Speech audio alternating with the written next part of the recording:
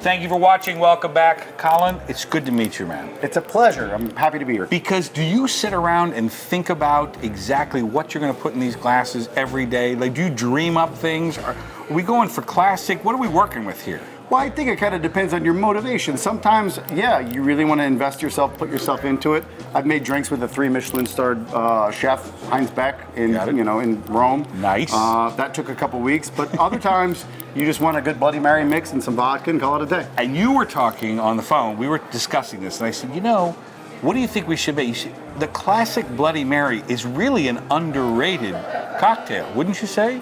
It is. I think that it's often kind of mismade or misinterpreted. I think that there is a way to kind of make it that isn't necessarily pretentious, but also really the mouthfeel should be really kind of full, but it shouldn't kind of like stay in your throat. It shouldn't coat. Right. We don't want exactly. that. The viscosity should be easy to imbibe. I'll use the word viscosity, and I love it. So where do we start?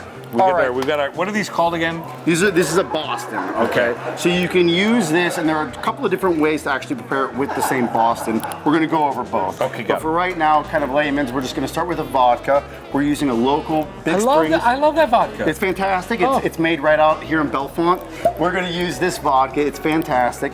You can use between, I would say, 1.5 ounces to 2. Okay. The Bloody Mary really kind of came into its heyday in the States during the 80s. Yep. And so back, and even in the 70s, back then, they weren't necessarily using jiggers. It's kind of like the Tequila Sunrise. Got it. So if somebody wants to order a Tequila Sunrise, I'm not going to necessarily be as precise as if they're going to get a Manhattan or even like an Old Fashioned or a Now that's an Sazerac. interesting point. Hold on a second. Have fun with it. I was going to say that's Everybody's a great point. Some cocktails do need a little bit of precision 100%. work. Where does it come from? And live in the spirit of the drink. If you're going to be getting a Manhattan, then you kind of want it proportionately particular. But if anybody's getting a Tequila Sunrise because they really like the Tequila Sunrise, they probably also like AC/DC. Like they probably also like, like a good time. And they're not interested in how precise you're going to necessarily be with the drink. I knew I was going to love this interview. I just knew it, Colin. I just knew it. And so, the emphatic Bloody Mary drinkers, I don't think they're necessarily measuring things out to ad nauseum to make a point. So we're going to give it that. Okay, got it. All right. And we've got some Bloody Mary mix that we've already kind of made through the magic of television. May I ask you the secret to a good, dare I say, a really good Bloody Mary mix? Know how to cheat. Know how to cheat. Do explain. Okay, so to cheat would be something like not necessarily just using tomato water or tomato puree, but something like a V8 is going to give you a kind of body that you're not going to necessarily be able to recreate. Now, if you're working at Cascopelle in Rome, we're spending 2 weeks developing our own tomato and our own celery water and our own variation of different things that are going to give it a kind of length. Got it. But something like a V8 is a legitimate cheat, so long as you're able to balance it out and dilute it enough to make it drinkable and enjoyable. Got it. All right. So we're going to add, again, let's in the spirit of the drink. No pun intended. Correct. Add about 3 ounces. Okay. Okay. I like a little bit of lemon juice. Anything acidic brightens a drink. Yes. Adds flavor. Okay. I'm using just about 1/4 ounce. Is this a spicy situation, or are we middle of the road here? What I've added here is just kind of a little bit of Tabasco, a little bit of Worcestershire, nothing over, keep it calm. Got it. Got it. We just met. I don't want to Hey, it's the first date. Our third date, maybe once we get to know each other a little bit more. All right. Perfect. Nice. Good. Right. And so we can do it 2 different ways. One, we can shake it. Okay. All right. And what that's going to do is essentially emulsify the citrus in it. It's going to dilute it and make it cold. Is that a scientific situation? Are you really doing or not? That's what happens anytime you shake a drink. Got it. Okay, you are accomplishing those 3 things. And so you're going to take some of those ice shavings are going to come off in there, right? There's going to be a little bit or not? not. I don't like to eat while I drink. So what we have is a cold draft system. Got it. It's about the best system that you can get. 3 1/4 ounce by 3 1/4 ounce all the way around. Wow, that's really cool. Yeah. So we're looking for the strongest type of dilution, which just is a really good shake. So we're going to start here. See, one of the best qualities here, guys, You don't look like you're serious, and then all of a sudden you break into that. I love that about you. Well, you know, It's okay. keep them guessing. Keep them All right, guessing. very good. Now, for the purposes of television, Yes. the other thing that you can do is roll it.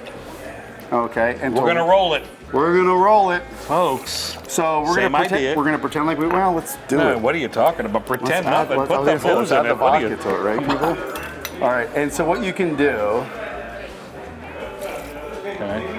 Now that was the first one, shaking. Yep. Now here we're gonna roll it. Here we're gonna roll it. What I'm gonna need Tell me, I don't want to. are a couple of strainers. Okay. And so if you're at home, you can buy these at kind of like any Walmart. Which, by the way, if you are at home and don't own these, it's such a nice party trick. It's such a cool It's super presentation cool. thing. It's super I mean, cool. It really is. Now, hold on a minute. No shaking. There's no shaking. You're just doing the. We're just gonna roll it. Okay? And if you give me a little bit of room here.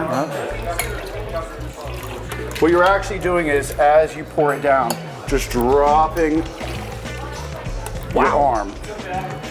And Now we're talking. you're diluting it without oxidizing it. And the reason that this actually works with this drink so well is that you don't necessarily need to oxidize it. You're just hoping to marry the flavors. And so if you go to some of these fancy bars, Yeah. they will roll, or in some cases, they call it throwing. This is a lovely way to kind of glean that viscosity without necessarily oxidizing anything. Got it. That's a cool point. Yep. Okay. In both cases, I've got my lime over there. Okay, I'm going sorry. to rim it with Yeah. some lime. All right. Here at Gigi's, this great Southern Table restaurant. It's a very subtle thing you're doing. What do we? All right, now hold up. We're doing a little mix here.